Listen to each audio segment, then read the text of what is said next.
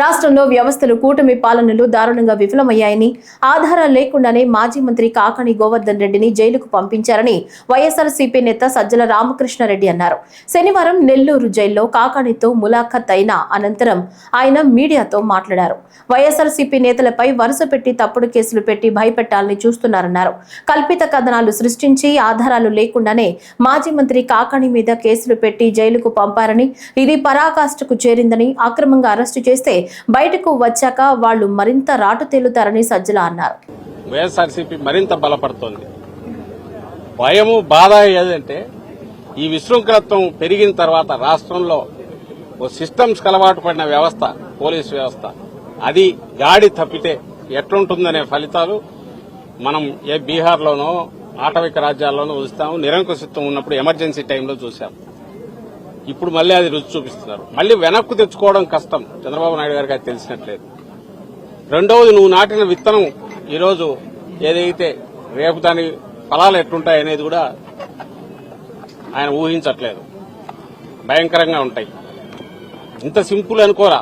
కేసులు పెట్టొచ్చు ఎవడి మీదైనా, ఇద్దరు కలిసినా లేదా ఒకరిద్దరు ఫోన్లో మాట్లాడుకున్నా దాన్ని బేస్ చేసుకుని ఒకటి పట్టుకొచ్చి కాళ్ళు ఎరగొట్టి కన్ఫెషన్ రాయించుకుంటే వరుస పెట్టి 10 మందిని జైల్లో తోయొచ్చు, హెరాస్ చేయొచ్చు. ఏదంటే అది స్థానిక సంస్థల ఎన్నికల్లో చూశాం.